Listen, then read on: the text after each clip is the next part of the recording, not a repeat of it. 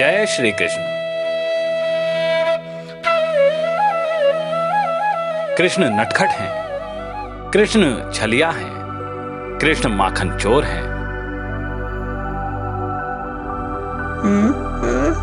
माखन के लिए कभी कृष्ण चोरी करते तो कभी किसी की मटकी फोड़ते।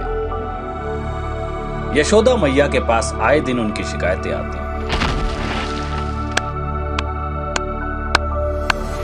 यशोदा, तेरे लल्ला ने फिर से मटकी फोड़ी है। देखो माँ, माखन की मटकी कितनी ऊंचाई पर होती है। भला इतनी ऊंचाई पर कैसे मटकी फोड़ सकता हूँ? कृष्ण, तुम दिन ब दिन बहुत नटखट होते जा रहे हो। तुम्हें मुझे दंड देना ही होगा।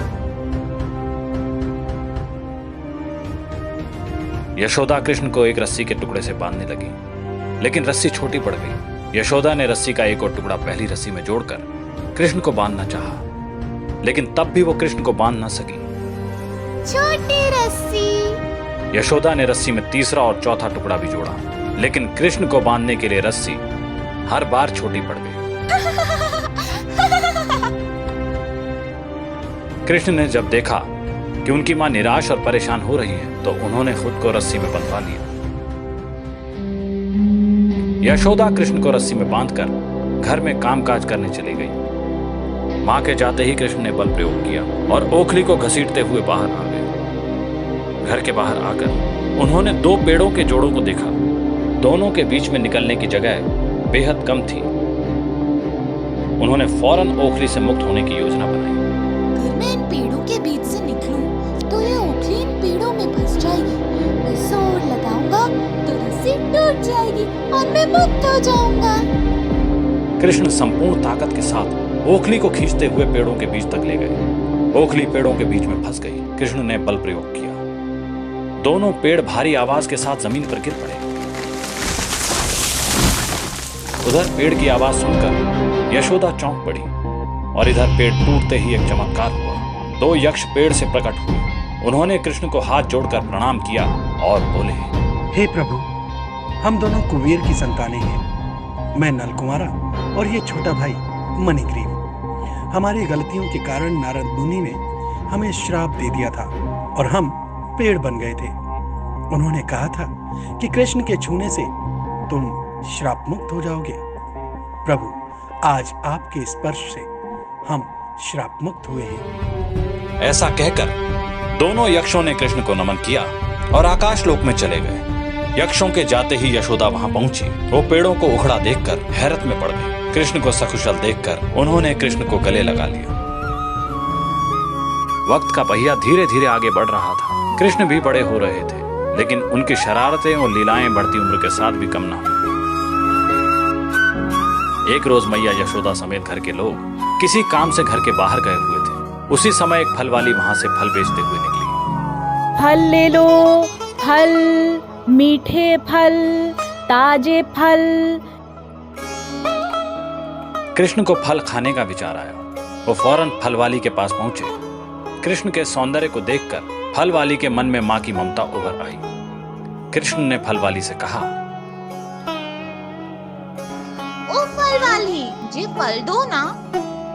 लेकिन बेटा, मेरे फलों के बदले तुम इनका क्या मोल दोगे? फल वाली, मोल क्या होता है? जब मैं तुम्हें फल दूंगी तो इसके बदले तुम मुझे भी तो कुछ दोगे ना।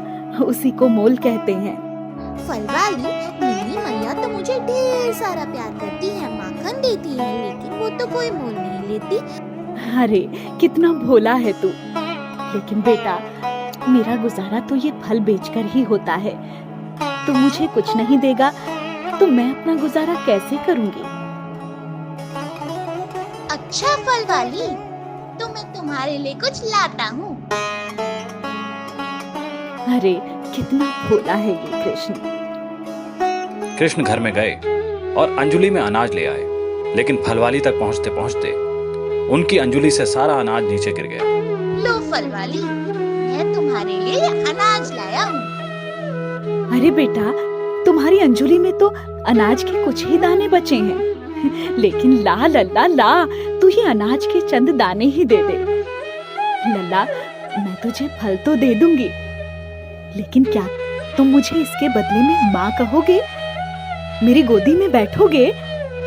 कृष्ण अनाज के दाने टोकरी में डालते हैं और फिर दाएं बाएं देखते हुए फलवाली की गोद में बैठ जाते हैं। लाओ फलवाली, अब मुझे फूल दे दो। फलवाली रोते हुए सारे फल कृष्ण को दे देती है। आज खूब मोल मिला है मुझे, खूब मोल। बहुत बढ़िया सौदा हुआ रे लल्ला। फलवाली घर लौटी, लेकिन टोकरी देखकर वो हैरान रह गई। टोकरी में अन्न के चंद दानों की जगह हीरे जवाहरात और अशर्फियां थी। फलवाली समझ गई, ये कृष्ण की ही लीला है।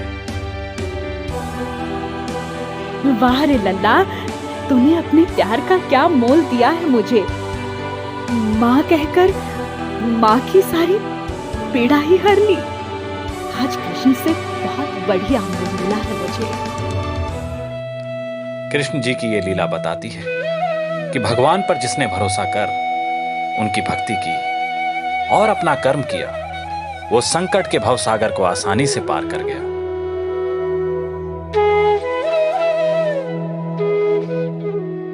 जय श्री कृष्ण।